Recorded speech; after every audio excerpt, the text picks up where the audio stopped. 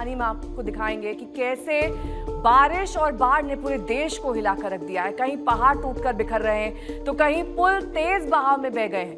गांव के गांव डूब गए हैं, शहर जलमग्न हो गए हैं, खेत खलिहान मिट्टी में मिल गए हैं। इंसान की मेहनत, सपने और आशाएं कुछ ही पलों में मलबे में तब्दील हो गए हैं। तो आइए देखते हैं कहानी तबाही के उस दिल जला देने वाले मंजर की दास्तान, जो सिर्फ पानी नहीं, दर्द और सबक भी लेकर आई है।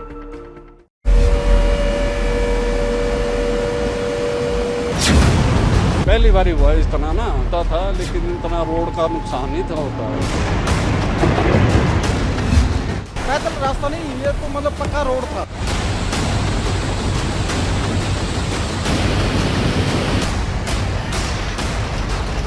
रोड तो पूरा चला गया, बहुत खतरनाक हो गया, ये स्लाइड होता जा रहा है।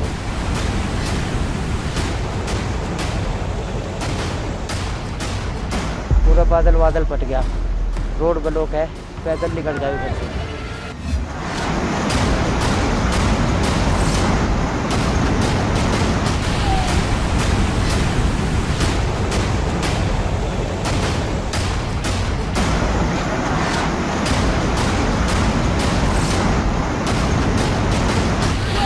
बाजार डूबा हुआ है, मॉनेस्ट्री डूबी हुई है।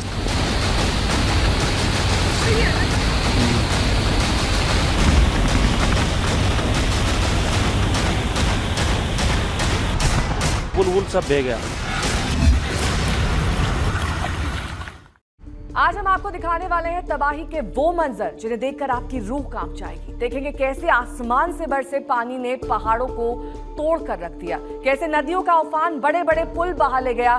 देखेंगे गांव शहरों में पसरी बर्बादी, खेत खलिहान डूबने की त्रासदी और उन शहरों का दर्द जिनकी जिंदगी एक पल में ही उजड़ गई। राहत बचाव का संघर्ष भी दिखाएंगे और उन सवालों को भी उठाएंगे जो हर तबाही के बाद वहीं खड़े रह जाते हैं। तो चलिए शुरू करते हैं तबाही की वो कहानी जिसमें सिर्फ पानी नहीं, आंसू भी बह रहे हैं।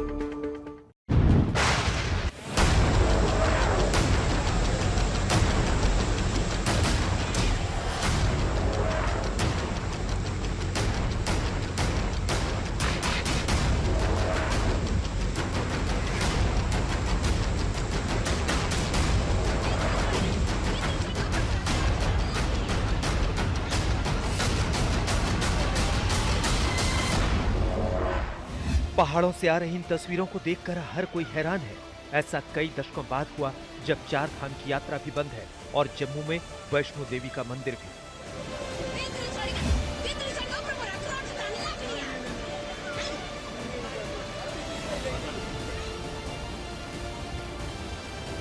हिमाचल से उत्तराखंड को जोड़ने वाले रास्तों पर पहाड़ों का मलबा है।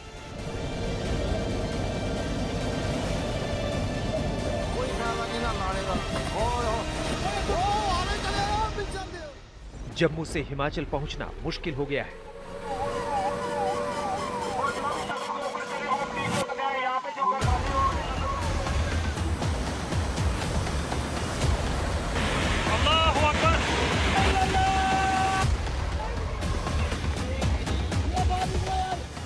पंजाब का हिमाचल और उत्तराखंड का कनेक्शन कट हो गया है।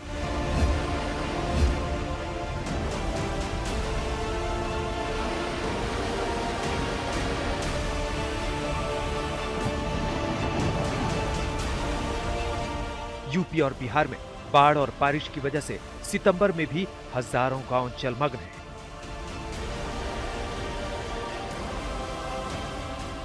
यमुना का जलस्तर ऐसा बढ़ गया है कि दिल्ली से मथुरा तक पानी ही पानी है।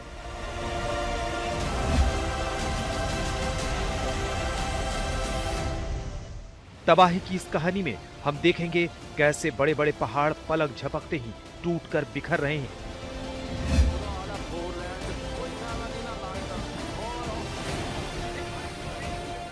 हरे भरे ढलान अचानक खिसक जा रहे हैं और पूरी बस्तियां उस मलबे में दबकर गायब हो जा रही हैं।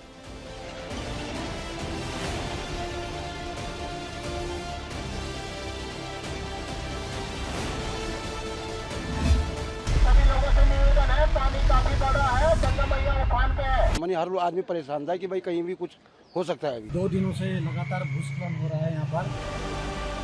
तबाही की इस कहानी में हम देखेंगे कैसे उफनती नदियां अपने रास्ते से भटक गई जिन घाटियों में कभी पर्यटक घुमा करते थे, वहां आज सिर्फ मलबा और कीचड़ दिखाई देता है।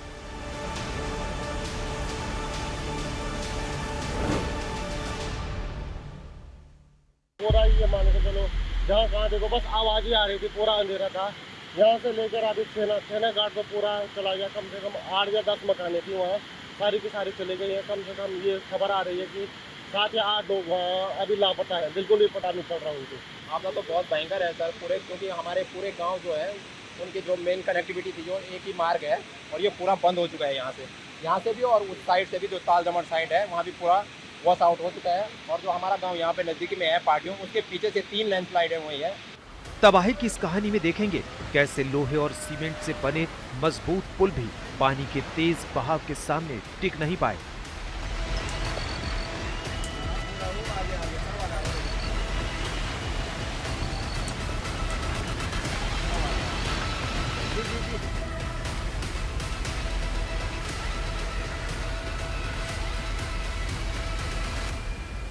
तोबा के लोग हैं जो कह रहे हैं हमने पिछले 40 साल पहले कहीं ये इस दरिया को ऐसे बहते देखा है और आज इसने वही रूप धारण किया है। और उसी डरावने अंदाज से इस वक्त जो है दरियाई चिनाब जो है रामबन से बहता हुआ अखनूर और वहां से पाकिस्तान की तरफ जाता है। तबाही की इस कहानी में देखेंगे कैसे खेतों की फसलें मिनटों में मिट्टी में मिल गई, किसानों की साल भर की मेहनत एक झटके में बह गई। बाढ़ और बारिश की वजह से सड़कें खाई में तब्दील हो गई हैं। जहां कभी ट्रैफिक जाम में लोग परेशान होते थे, वहां आज गाड़ियों के ढांचे और पलटी हुई बसें पड़ी हैं। गांव के गांव रातों रात उजड़ गए हैं। लोग अपना घर, जमीन, सामान सब कुछ पीछे छोड़कर खुले आसमान के नीचे जिंदगी की तलाश में निकल पड़े हैं। मयूर विहार के यमुना बैंक के इलाके का है। यमुना फ्लड प्लेन्स में किस तरह के हालात बने हुए हैं देखिए। मयूर विहार अक्षरधाम के पूरे इलाके में सिर्फ और सिर्फ आपको यमुना का पानी दिखाई देगा। यमुना ने अपने फ्लड प्लेन पे फिर से कब्जा कर लिया है। सेना के जवान, एनडीआरएफ और एसडीआरएफ की टीमें मौत से जूझते लोगों को बचाने के लिए लगातार मोर्चा संभाले हुए हैं। आज कहानी में ये जानने की कोशिश करेंगे कि जरूरत से ज्यादा बारिश इस बार क्यों हो रही है, देश को अब तक कितने अरब का नुकसान हो चुका है, पहाड़ क्यों टूट रहे हैं, आधा पंजाब कैसे डूब गया, जोरदार बारिश और बाढ़ से राहत कब मिलेगी और मौसम के जानकार क्या कहते हैं।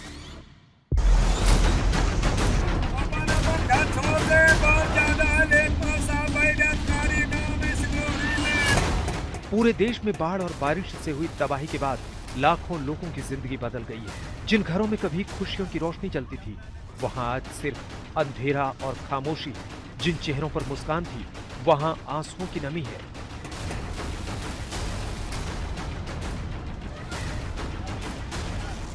यहाँ पर हम बनाल के रहने वाले हैं, वहाँ से भी बेघर हो चुके हैं और यहाँ भी बेघर। अब ये 40 साल के अंदर ये दूसरा मरहला है जिसमें इतना बड़ा समंदर आ रहा है और ये अभी अपने दाव में जा रहा है। अभी कोई पता नहीं आता कि कितना ये नुकसान करेगी। अगर यहाँ सरकार एकदम अलर्ट नहीं होती, यहाँ लाखों के हिसाब से लोग मर जाते दरिया में बह के। अभी देखो क्या हाल है, समंदर के एक साइड में हमारे बच्चे रह रहे हैं, मकान गिर रहे हैं जनाब, ऊपर से नाला भी अभी आएगा, नीचे से दरिया में कहाँ जाएंगे। ये तबाही सिर्फ आंकड़ों या तस्वीरों की कहानी नहीं है, बल्कि उन लोगों की जिंदगियों का दर्द है जिनकी खुशियां एक पल में बह गई।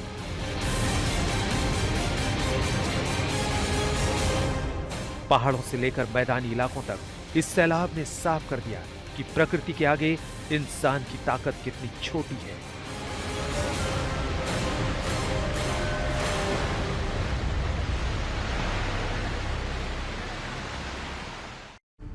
एक 117 साल बाद जम्मू में बरसी ऐसी आफत की बारिश जिसने चिनाब, झेलम, राबी से लेकर नालों तक सबको खतरे के पार पहुंचा दिया।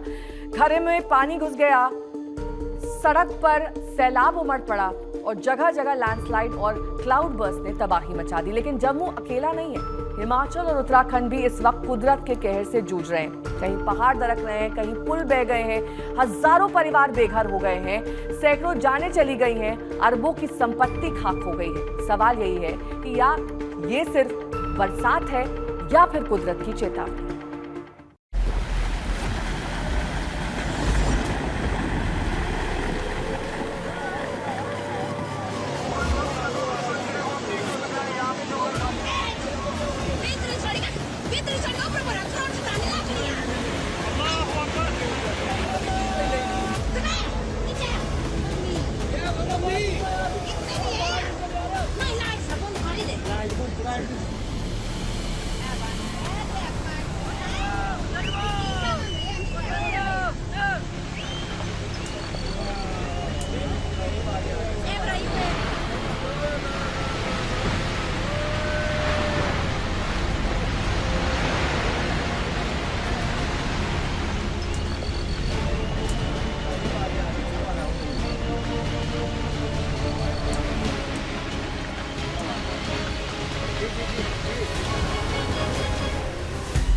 जम्मू में सदी की सबसे भयानक बारिश।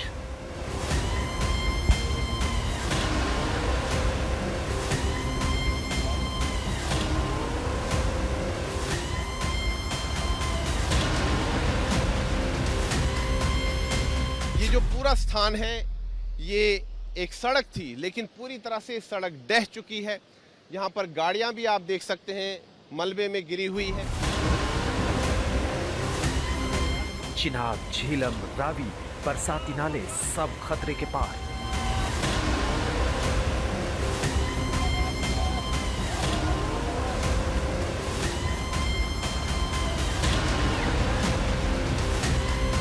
अचानक से यहाँ पर बादल फटने की घटना हुई और उसके बाद यहाँ पर बाढ़ आ गई, भीषण बाढ़ आ गई और इसकी चपेट में यहाँ पर सैकड़ों लोग आ गए।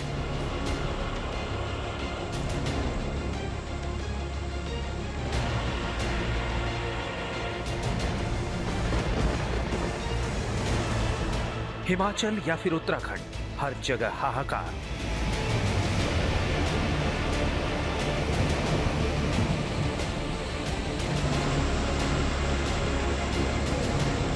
और ये थ्रेटनिंग है हिमाचल प्रदेश के लिए, क्योंकि पहले ही बहुत नुकसान हो चुका है। हाईवेज हों, ब्रिजेस हों, कनेक्टिविटी सब टूट गई है। लैंडस्लाइड और क्लाउड बर्स्ट से तबाही ही तबाही।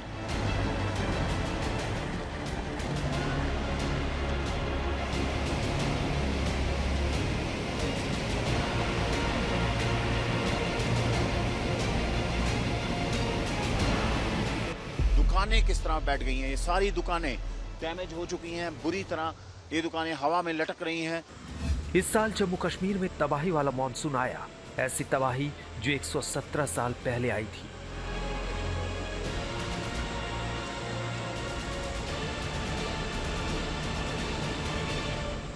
ये जनरली हमको पहाड़ों में जहाँ पर ओरोग्राफिक डिफरेंस होता है, जैसे शिवालिक के बाद लेसर हिमालय एक हाइट डिफरेंस है, उसके बाद लेसर हिमालय के बाद सेंट्रल हिमालय अगेन दूसरी हाइट डिफरेंस है। इन हाइट डिफरेंस पे, इन ओरोग्राफिक डिफरेंसेस के फेस पे जाके जब क्लाउड ट्रैप होते हैं और एक साथ इकट्ठा हो जाते हैं और उनकी डेंसिटी बढ़ जाती है तो दे बिकम फॉल डाउन। 27 अगस्त के दिन जम्मू में 24 घंटे में 380 मिलीमीटर बारिश दर्ज की गई। 1910 के बाद ऐसा पहली बार हुआ था। अगस्त 1973 में 296 मिलीमीटर बारिश हुई थी और उससे पहले 1928 में 228.6 मिलीमीटर बारिश रिकॉर्ड की गई थी।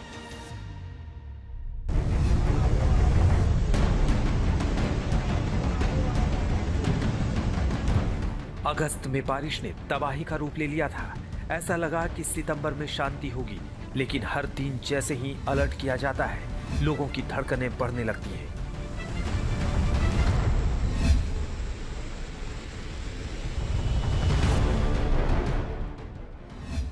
चौदह अगस्त 2025 को किश्तवाड़ में बादल फटने की वजह से फ्लैश फ्लड आया। इस आपदा ने 67 लोगों की जान ले ली। लगभग 300 लोग घायल हुए और 200 से अधिक लोग लापता हो गए। 26 अगस्त 2025 को वैष्णो देवी यात्रा के रास्ते पर लैंडस्लाइड हुआ, जिसमें कम से कम 33 तीर्थयात्री की मौत हो गई। इसके अलावा रियासी और रामबन में हुई क्लाउड बर्स्ट और लैंडस्लाइड की घटनाओं में कम से कम 11 लोग मारे गए।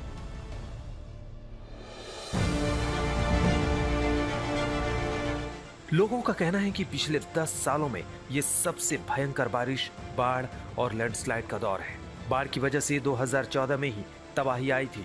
जम्मू का कोना कोना पानी पानी हो गया था, लेकिन लैंडस्लाइड वाली तबाही नहीं थी। इस बार ऐसी आफत आई है कि अब तक 2100 से ज्यादा मकान या तो मलबे में बदल गए हैं या फिर भारी नुकसान हुआ है। सिर्फ कठुआ जिले में 1000 से ज्यादा मकानों को नुकसान पहुंचा है। किश्तवाड़ में 427 इमारतों को नुकसान हुआ, 51 पूरी तरह खत्म हो गए। रामबन में 200 घर टूट गए और डोडा में 50 घर लैंडस्लाइड में गायब हो गए। थोड़ी थोड़ी बारिश बढ़ रही थी, पीछे से बादल आया, पेड़ पत्थर मिट्टी सब इकट्ठा, लेकिन आवाज़ बहुत ज़्यादा आ रही थी। हम भाग गए यहाँ से, बहुत मुश्किल। जो लोग नीचे नाले में थे वो सब बह गए नीचे। तो जो इधर दुकानें पे थे वो भी कुछ पीछे हो गए, कुछ पीछे मंदिर के पास थे। सर मंदिर के उधर लंगर चल रहा था, उधर भी बहुत थी, फौज भी थी और पुलिस भी थी, आर्मी भी थी। तो कुछ लोग निकाले जख्मी, कुछ लोग नीचे ही हैं अभी। पीछे से बहुत नाला आ गया, पत्थर भी आ गए, पहाड़ी भी आ गई, पेड़ पौधे आ गए, मिट्टी आ गई, बहुत शोर हुआ। हमने लोगों को आवाज़ें लगाई कि भागो, लोगों ने अपनी जान बचा नहीं सके तो वो नाले बह गए। जम्मू में तबाही का ये मंजर सिर्फ आंकड़ों में दर्ज कोई हादसा नहीं, बल्कि हजारों परिवारों की टूटी उम्मीदों, बहते घरों और उजड़े खेतों की दर्दनाक तस्वीर है। 117 साल बाद आई इस बारिश ने पूरे इलाके को बेबस कर दिया है। चिनाब, तवी और नालों का उफान अब भी खतरे के ऊपर है और खतरा टला नहीं है। लेकिन जम्मू अकेला नहीं है, कश्मीर में भी झेलम का कहर दिख रहा है।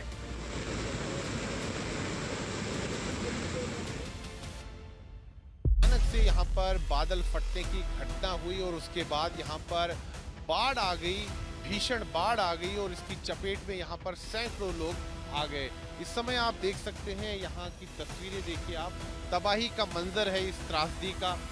लोगों ने अपनी दुकानें खोई हैं, कई लोग जो हैं अभी भी लापता है।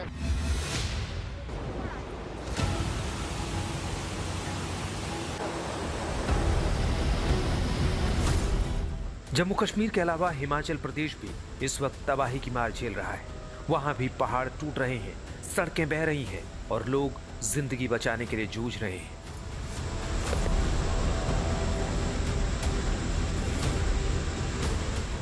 नेशनल हाईवे जो साल भर पहले बना था, उसका बड़ा हिस्सा व्यास के साथ बह गया है।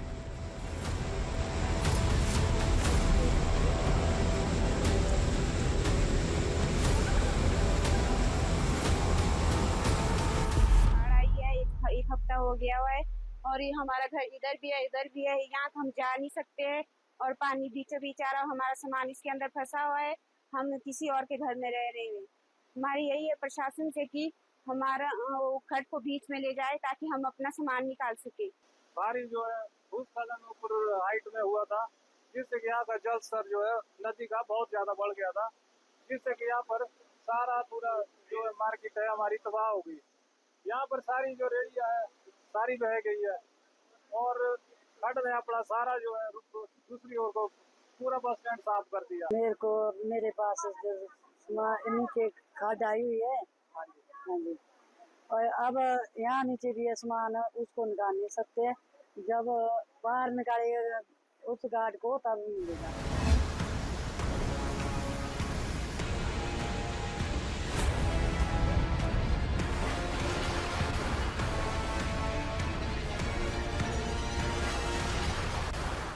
इस साल हिमाचल प्रदेश को एक ऐसा मॉनसून झेलना पड़ा है जो दशकों में शायद ही कभी अनुभव हुआ था।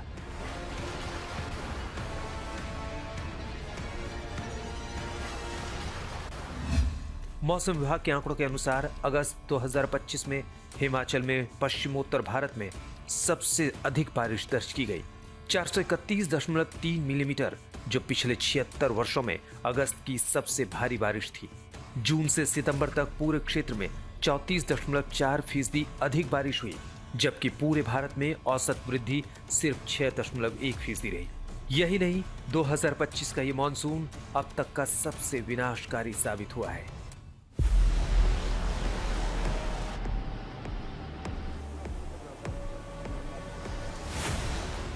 हिमाचल में लैंडस्लाइड और लगातार भारी बारिश ने तबाही का रूप ले लिया है। इससे होने वाली भूस्खलन और फ्लैश फ्लड्स की वजह से हिमाचल आने को कोई तैयार नहीं है।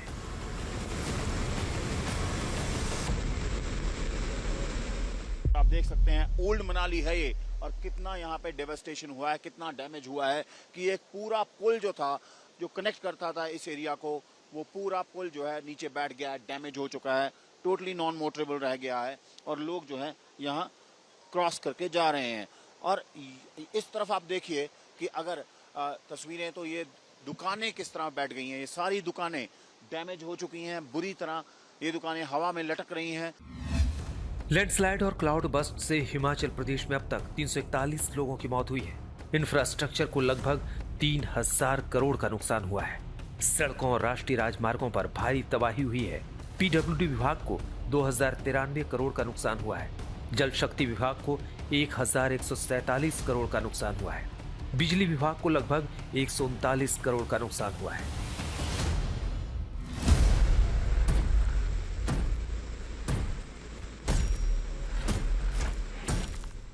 लैंडस्लाइड और क्लाउड बस्ट की घटनाओं ने राज्य में बचाव कार्य और राहत प्रयासों को बेहद मुश्किल बना दिया है। एसडीएमए और राज्य सरकार ने पूरे हिमाचल को आपदा प्रभावित घोषित कर दिया है।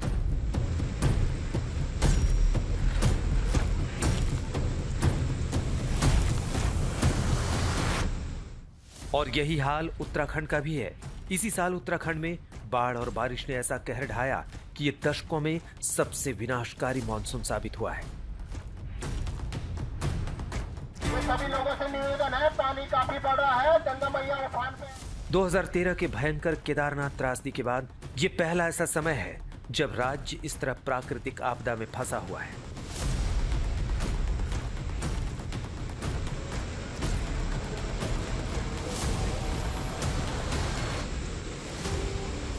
पांच अगस्त 2025 को जब उत्तरकाशी के धराली में एक भीषण बादल फटने की घटना हुई तो वीडियो देखकर हर कोई हैरान रह गया।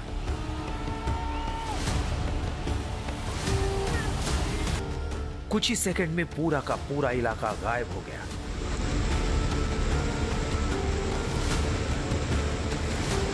स्थिति ऐसी हो गई कि 24 घंटे लग गए रेस्क्यू ऑपरेशन शुरू करने में। धराली गांव तक पहुंचने का न रास्ता बचा था और न ही मौसम साथ दे रहा था।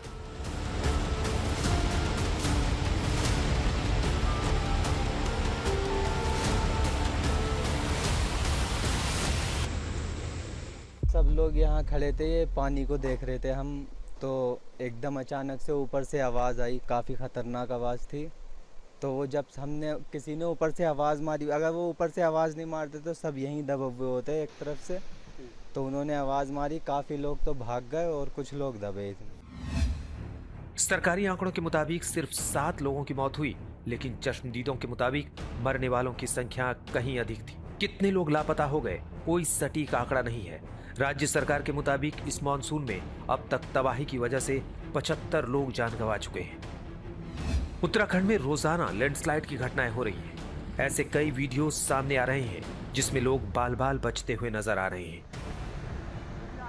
उत्तराखंड हर साल बरसात का सामना करता है, लेकिन इस बार की बारिश किसी आम बरसात जैसी नहीं रही। आसमान से बरसी बूंदें आफत बनकर टूटी और पहाड़ों पर ऐसी तबाही मचाई कि हर ओर सिर्फ डर और बेबसी है। घंटों तक लगातार मूसलाधार बारिश ने नदी नालों को उफान पर ला दिया। शांत बहती नदियां पल भर में रौद्र रूप में बदल गईं। गांवों से शहरों तक पानी का सैलाब उमड़ पड़ा। कई जगह पहाड़ दरकने लगे तो कहीं पक्के मकान भी मलबे में बदल गए। जो सड़कें जीवन रेखा थी वो नदी में तब्दील हो गई। पुल बह गए, सड़कें कट गई और आवाजाही पूरी तरह ठप हो गई। बाढ़ और बारिश की वजह से राज्य को लगभग 3000 करोड़ का नुकसान झेलना पड़ा है। इसमें पीडब्ल्यूडी को 554 करोड़, ऊर्जा क्षेत्र को 448 करोड़, जल संसाधन विभाग को 445 करोड़ और पीएमजीएसवाई को 415 करोड़ का नुकसान। जो था ये पूरे खेत है, यहाँ पीछे पूरे खेत है। ये तप्पड़ था एक, और इसमें जितने भी ये बड़े बड़े बोल्डर दिख रहे हैं या ये चीज, ये कल ही शाम को आए। ये पहले नहीं था यहाँ पूरे खेत थे, मैदान था। ये हम लोग सो रखे थे, यहाँ पे भागने के लिए भी टाइम नहीं मिल रहा था। इतने भयंकर आवाज आ रही थी कि मतलब दिल में ऐसा हो गया था कि हम किसी काम के नहीं रह गए। मंजर बहुत खतरनाक था कि मनी ऊपर से नीचे से सब जगह से मनी कोई लोग भी ये मनी हर आदमी परेशान था कि भाई कहीं भी कुछ हो सकता है। लैंडस्लाइड और क्लाउड बस्ट की घटनाओं ने पहाड़ी इलाकों की कमजोरियों को उजागर कर दिया। जहां कभी ट्रैकिंग और यात्रा करने वाले कदम बढ़ाते थे, वहां सिर्फ टूटे रास्ते और बिखरे पत्थर नजर आते हैं। जो रास्ते धार्मिक आस्था और पर्यटन की डगर थे, वो इस समय मौत का खतरा बने हुए हैं।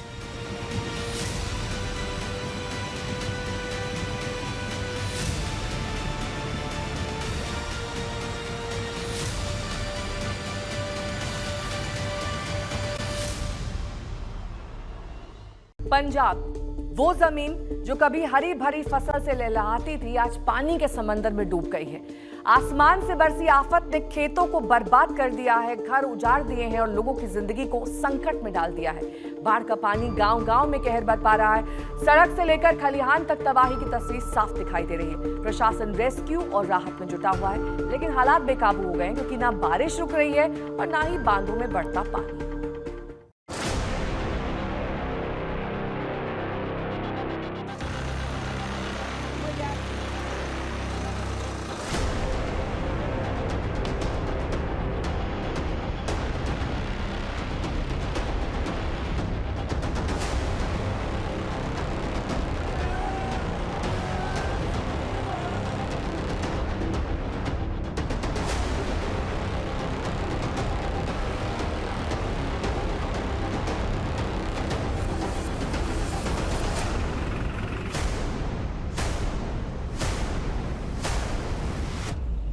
23 जिले,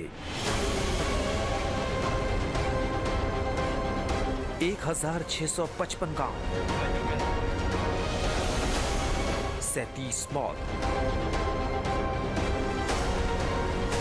3.5 लाख लोग बेघर,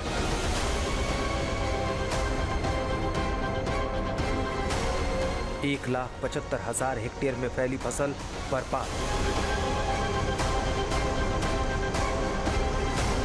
20,000 लोगों को बचाया गया।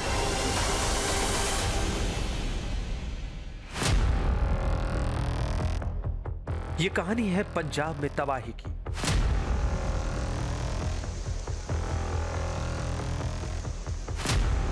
पंजाब में इस बार आसमान से बरसी बूंदें और बेहिसाब बाढ़ की वजह से लोगों की जिंदगी पानी पानी है।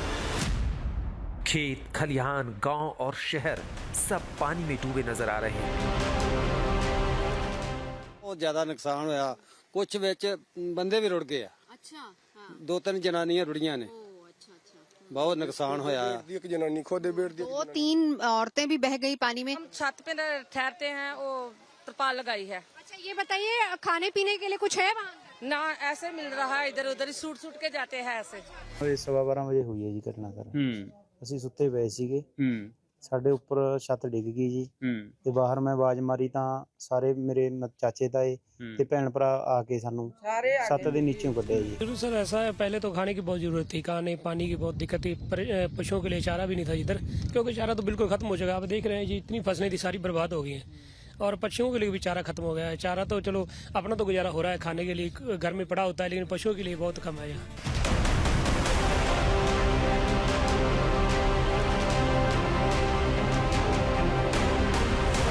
पंजाब की हर छोटी बड़ी नदी उफान पर है। जिन सड़कों पर रोजाना आवाजाही होती थी वो आज समंदर जैसी लहरों में खो गई।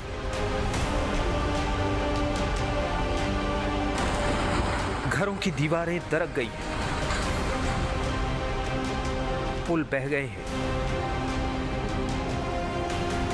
और लोग बेघर होकर राहत शिविरों में शरण लेने पर मजबूर हैं।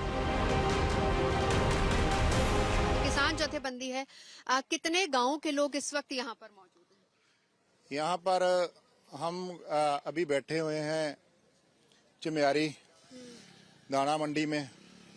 यहाँ 3 पिंड जो यहाँ बैठे हुए हैं मंडी में, और जो कुछ जो है उधर फंसे हुए हैं अभी, तो उनको भी कोई निकालने का, कोई कईयों पिंडों में जो गांव में जो है 4 चफेरे में पानी फिर गया हुआ है, तो वो नहीं निकल पाए।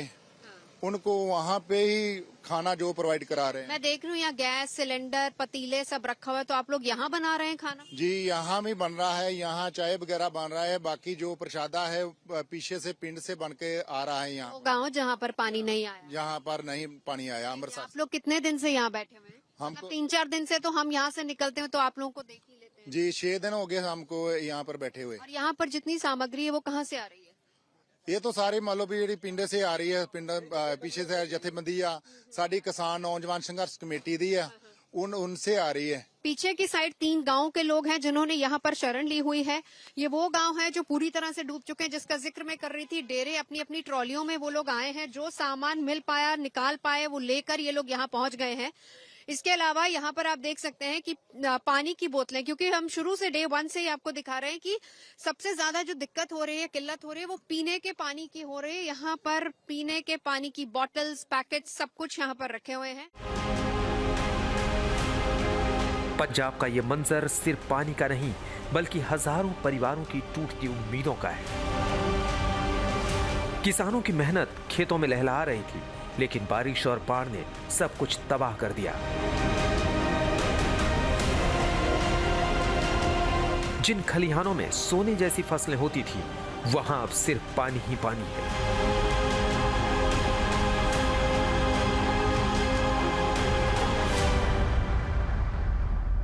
300-400 खेत तो डूब चुका है, अभी शुरुआत है क्योंकि बहुत बुरा हाल है। देखो किसान सारा जानी कि जो खेत क्योंकि जो जोना निसरिया है, झोना निसरिया है जी, मतलब जो निसर हो जाता, जो पानी फैल जाता, खराब हो जाता, करोड़ों रुपए का नुकसान हो रहा है जी। हाँ जी। इससे आगे कितने गाँव है? इस तरह आगे 2 गाँव है, गट्टी राजो के, नवी गट्टी राजो का है। इस तरफ हाँ जी, पूरी तरह प्रभावित है, फसलें सब बर्बाद हो गया, पशुओं का चारा नहीं बचा हमारे लिए। और जो समाज सेवी सिख संस्थाएं वो आ रहे हैं, जो प्रशासन की स्थिति है वो धीमी है, वो सपोर्ट कम कर रहे हैं। कोई पहुंचा नहीं अभी तक, या जहां वो रेस्क्यू बनाया गया था, रेस्क्यू कैंप, रिलीफ कैंप, वहां पर कैंप बना था, उधर गए थे हमारे गांव के लोग, भैंस वगैरह बच्चे वगैरह लेके गए थे, वहां पर प्रॉपर कोई खाना नहीं मिला उसको, पशुओं के लिए चारा नहीं मिला प्रॉपर। सबसे पहले ये समझिए कि तबाही कहां से और कैसे आई। अगस्त-सितंबर के दौरान पंजाब में रिकॉर्ड बारिश दर्ज की गई। मॉनसून की असामान्य तेजी ने हिमाचल प्रदेश और जम्मू कश्मीर के ऊपरी इलाकों में रिकॉर्ड तोड़ बारिश कर दी, जिसके चलते सतलुज, ब्यास और रावी जैसी प्रमुख नदियों का जलस्तर खतरे के ऊपर पहुंच गया। नदियों के कैचमेंट एरिया में बारिश की वजह से पानी की मात्रा बढ़ गई। इसके बाद भाखड़ा, पोंग और रंजीत सागर जैसे बड़े बांधों से अतिरिक्त पानी छोड़ा गया क्योंकि वो भर चुके थे। इसने नदी प्रवाह को और तीव्र बना दिया, जिससे पंजाब का कोना कोना डूब गया। और ये वो रावी का पूरा किनारा है जो कि डेरा बाबा नानक में हम लोग मौजूद है। गुरदासपुर में रावी में जो पानी छोड़ा गया उस वजह से यहाँ पर फसलें, घर, बाढ़ उस वजह से आई है। और यही वो पूरी एरिया है जहाँ पर सबसे ज्यादा तबाही हुई है। डेरा बाबा नानक का 40 से ज्यादा ऐसे गांव हैं जहाँ अभी भी पानी भरा है, और कुछ गांव तो ऐसे जहां तक अभी तक लोग पहुंच नहीं पाए क्योंकि रास्ते पूरी तरह से पैक्ड हैं। जैसे तैसे लोग अपना गुजारा वहां पर कर रहे हैं, लेकिन 100 से ज्यादा ट्रॉलियां हैं जो आसपास के गाँव की हैं, जो हर रोज सुबह निकलती हैं ताकि लोगों तक राशन, पानी, खाने की चीजें कम से कम वहां पर पहुंचाई जा सके। लोग अपना घर नहीं छोड़ना चाहते, वो बाहर नहीं निकलना चाहते, वो इंतजार कर रहे हैं कि कब पानी कम होगा और कब हालात जो हैं वो ठीक होंगे। ये बाढ़ आर्थिक त्रासदी भी है। 3 लाख एकड़ में तैयार फसल बर्बाद हो गई है। इस बाढ़ ने पिछले 37 सालों का रिकॉर्ड तोड़ दिया है। सबसे ज्यादा जो तबाही मची है वो इसी गांव में है। ये आखिरी गांव जहां से हम आपको ये रिपोर्ट दिखा रहे हैं, अमृतसर इलाके का। सामने मेरे बिल्कुल रावी दरिया है, वहीं से बांध टूटा और पानी आना वहीं से शुरू हुआ। ये पूरा कटाव आप इस पूरे एरिया में देख सकते हैं। तस्वीर देखकर आप अंदाजा लगा लेंगे कि पानी का फ्लो कितना ज्यादा था। और वहां पर एक शख्स दूर अगर आपको नजर आए, अभी भी देखिए कि कमर से ऊपर तक का पानी यहाँ पर मौजूद है। 4 दिन बाद हम यहाँ पर एंटर हो पाए हैं क्योंकि यहाँ पर कोई आ नहीं पा रहा था। आज इस गांव में मदद पहुंची है और आज तक की टीम भी आज ही यहाँ पर पहुंची है। हम सिर्फ आपको ये दिखाने के लिए कि देखिए तबाही कितनी है, कहाँ से शुरू हुई है तबाही और किस तरीके से इसने आधे से ज्यादा पंजाब को अपनी चपेट में ले लिया। और आज भी बहुत सारे ऐसे गांव हैं जो पूरी तरह से पानी में डूबे हुए हैं।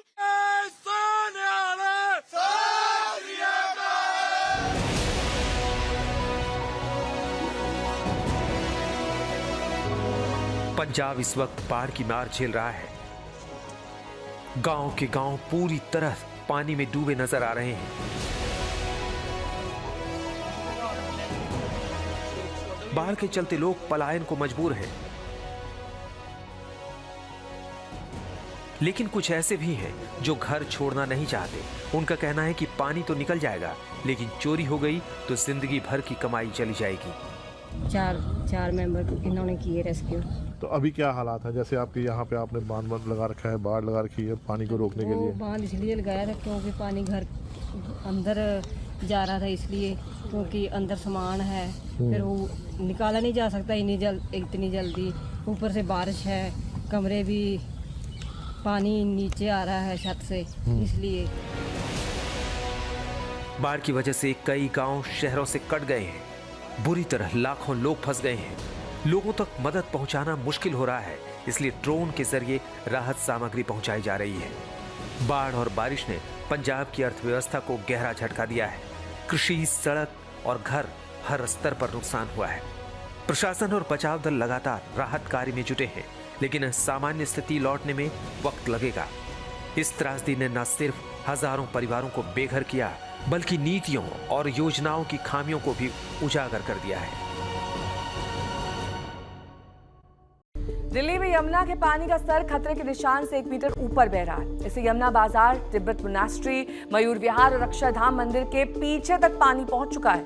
लेकिन दिल्ली ने 47 साल पहले इससे भयंकर बाढ़ देखी थी। आपको वो तस्वीरें भी दिखाएंगे और क्या हुआ था उस वक्त उसकी कहानी भी बताएंगे। लेकिन गंगा और यमुना का कहर सिर्फ दिल्ली वाले ही नहीं झेल रहे, यूपी और बिहार तक इसका संकट पहुंच चुका है।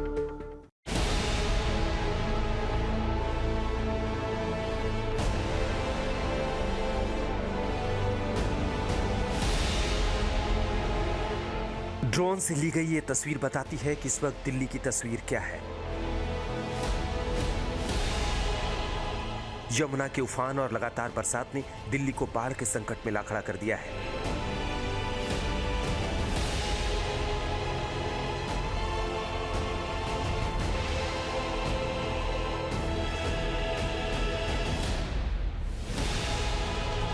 सड़कें जहां कल तक ट्रैफिक से भरी रहती थी, आज वहां पानी की लहरें दौड़ रही हैं।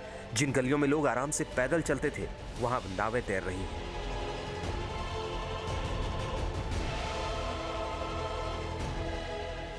बहुत बुरी स्थिति है जी। 5 फुट पानी है अभी 5 फुट पानी है।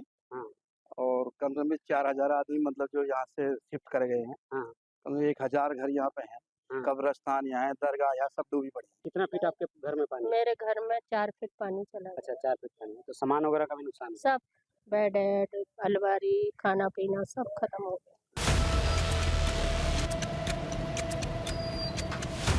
इस कदर पानी भर जाएगा शायद ही किसी ने सोचा था।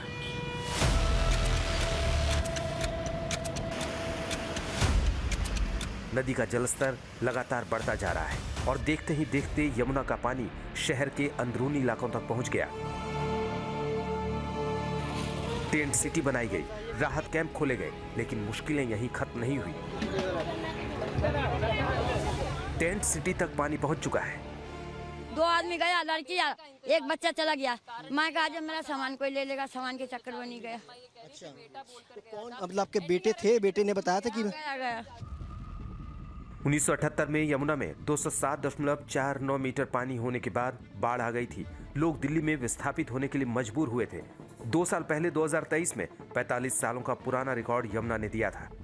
यमुना का जलस्तर 207.71 मीटर तक पहुंच गया था, लेकिन इस बार कहां जाकर रुकेगा कोई नहीं जानता। शुक्रवार को यमुना का जलस्तर 207.31 मीटर दर्ज किया गया था। 47 साल में देश ने बहुत तरक्की कर ली है, लेकिन यमुना में बाढ़ आने के बाद भारत की राजधानी की तस्वीर एकदम नहीं बदली है। दिल्ली में यमुना के पानी में आए उफान के बाद बाढ़ में फंसे लोगों को देखिए। अंदर एनडीआरएफ आपके पास आई थी? हाँ, आई थी। कह रहे हैं सब व्यवस्था मिलेगी। तो आप कितने लोग अभी अंदर और हैं? हम 2 मर्द भैया। अच्छा, 2 भाई हैं, अभी और भी लोग हैं अंदर? अभी आप देखिए कि एनडीआरएफ की टीम है। नेहा, मैं कहूंगा कि वो आपको दिखाएं कि वो समझा रहे हैं एनडीआरएफ की टीम। और यहाँ से तकरीबन 10 मीटर की दूरी पर अगर कहा जाए तो यमुना नदी और चारों ओर पानी ही पानी इस वक्त जो है वो यहाँ पर आपको नजर आएगा। और यहाँ से तकरीबन 10 मीटर की दूरी पर जो है एनडीआरएफ की टीमें जो है वो गई हैं लोगों को समझाने के लिए कि वो बाहर आए। रेस्क्यू ऑपरेशन इस वक्त जो है वो ज़बरदस्त तरीके से एनडीआरएफ की टीम की तरफ से इस पूरे यमुना बाजार इलाके में जो है वो चलाया जा रहा है। 1978 में जब दिल्ली में बाढ़ आई थी, तब भी दिल्ली की जनता के लिए जवाबदेह जनता से ही विनती कर रहे थे। 48 साल बाद फिर जब बाढ़ में दिल्ली फंस रही है, तब भी सरकार हाथ जोड़कर विनती ही कर रही है। बारिश होने के बावजूद भी और पानी का पीछे से हथनी कुंड से इतना पानी छोड़े जाने के बावजूद भी दिल्ली की स्थिति पूरी तरीके से कंट्रोल में है। केवल यमुना फ्लड प्लेन में ही पानी का प्रवाह है, जो कि होना लाजमी भी है। और परंतु हम जितने भी लोग इससे इफेक्टिव होने वाले हैं, उन सब के लिए बेहतर सुविधाएं खड़ी कर रहे हैं। हमारे अधिकारी दिन रात काम कर रहे हैं, लोगों को केयर टेकिंग कर रहे हैं। थोड़ा जो कमी मुझे दिखी, मैंने बोला है अधिकारियों को, उसको भी हम ठीक ठाक करेंगे। देश की राजधानी दिल्ली में बस रिकॉर्ड ही यमुना का टूटने वाला है, बाकी सब जस का तस है। 1978 में जब दिल्ली में बाढ़ आई थी, तब लोग तांगे का इंतजाम करके खुद अपने आप निकल रहे थे। 2025 में जब दिल्ली के यमुना किनारे के हिस्से डूबे हैं, तो लोग ट्रैक्टर पर लगकर किसी तरह खुद ही निकल रहे हैं। सिर्फ साल बदले हैं, हालात नहीं बदले। बचाव अभियान जो कि एनडीआरएफ की टीम से जो है वो चलाया गया और अभी भी ये जो एनडीआरएफ का शख्स है वो अभी यहाँ पर मौजूद है, जिसको फिलहाल अब बाहर जो है वो निकाला जाएगा। अपनी जान जोखिम में डाल के एनडीआरएफ की जो टीम है उसने जो है वो पूरा रेस्क्यू किया। और ये जो शख्स है वो बोट क्लब का मेंबर जो है वो बताया जा रहा है। बोट क्लब पिछले लगातार जिस तरीके से जो बाढ़ का पानी दिल्ली के अंदर आ रहा है उसके बाद से ही रेस्क्यू ऑपरेशन चला रही है। और बोट क्लब का ये जो सदस्य आप देखिए कि किस तरीके से जान जोखिम में डाल कर के इस शख्स ने तेज बहाव के बीच एक शख्स की जो है वो जान बचाई है। और अभी भी ये जो बोट क्लब का व्यक्ति है वो इस वक्त पेड़ पर मौजूद है। अब उसको निकालने की कोशिश जो है वो फिलहाल यहाँ पर की जाएगी। 45 साल पहले भी जब दिल्ली में पानी आया था तो हथनी कुंड से आया था। अब भी पानी वहीं से छूट कर आता है। वो तो बदला नहीं जा सकता, लेकिन जो बदला जा सकता है वही कहां बदल गया। 45 साल पहले भी दिल्ली के निचले इलाके में डूबे लोग बच्चों को कंधों पर लादे नजर आए थे। 2025 में चांद पर जब देश पहुंच गया है तब भी देश की राजधानी में बच्चों को कंधे पर बैठाकर ही बचाए जा रहे हैं। ये बताइए कि कैसे आपको सूचना मिली? सूचना मिली, यहाँ ही हम रहते हैं, हमने देखे भाई साहब सब आए हुए, हमारे कर्मचारी सरकारी लोग अफसर लोग सब आए हुए करने के लिए रेस्क्यू वाले। अब कोई जा नहीं रहा, हो नहीं पा रहा सबको। तो मैं तो बोला था कि मेरे को भेजो पहले, तो बाद में वो लोग मेरे बोट क्लब वाले जो बंदे उनने मुझे बुलाया, फिर मैं आया। आपने अपनी जान भी जोखिम में डाल दी? एक जान है, एक जान वो भी जान है, उसको भी जान है। मैं एकदम। उत्तर भारत में मानसून की बारिश राहत से ज्यादा मुसीबत बनकर आई है। मथुरा की गलियां पानी में डूबी हुई हैं। वृंदावन के मंदिरों तक पहुंचना मुश्किल हो गया है। यमुना का पानी किनारों को लांघते हुए रिहायशी इलाकों में दाखिल हो गया है। यहाँ से बांके बिहारी मंदिर महज 6 से 7 किलोमीटर होगा और यहाँ से यानी कि इससे पहले से बल्कि लोग परिक्रमा पैदल चलने की शुरू करते हैं और पैदल इसी परिक्रमा मार्ग से होते हुए बांके बिहारी की ओर निकलते हैं। अब यमुना क्योंकि उफनाई हुई है, कैसे? क्योंकि उस पार प्रॉपर नदी बह रही है, जो यमुना मैया है वो उस पार बह रही हैं।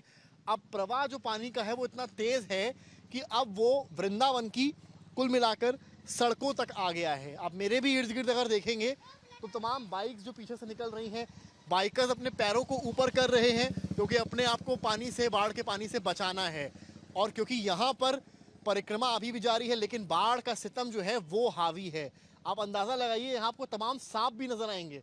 सामने की तरफ जूम करिएगा, वो देखिए सामने आपको एक सांप नजर आएगा जो यहाँ से निकल रहा है। बाढ़ में इस तरह की चीज़ें भी आपको देखने को मिलती हैं। जब आप रिपोर्ट करने सड़क पर उतरते हैं तो सामने इस तरह के जो सांप हैं वो भी आपको दिखाई पड़ते मिलते हैं। प्रयागराज, जहां गंगा यमुना का संगम होता है, इस वक्त पानी में समाया हुआ है। संगम तट पर बसे कई गांव डूब गए हैं, रिहायशी इलाके जलमग्न हो गए हैं और प्रशासन को हजारों लोगों को रेस्क्यू करके सुरक्षित स्थानों पर पहुंचाना पड़ा। शहर की सड़कें नहर में बदल गई हैं और जीवन पूरी तरह अस्त व्यस्त है। इसके पहले तो 2 दिन में इतनी तेज आया कि लोग अपना सामान वामान भी नहीं हटा पाए हैं। उसके बाद क्या कहते हैं कि फिर बाढ़ आ रहा है। 5वीं बार तो बजरंगबली स्नान कर चुके हैं। और किस तरह से स्थिति बनी हुई है अब?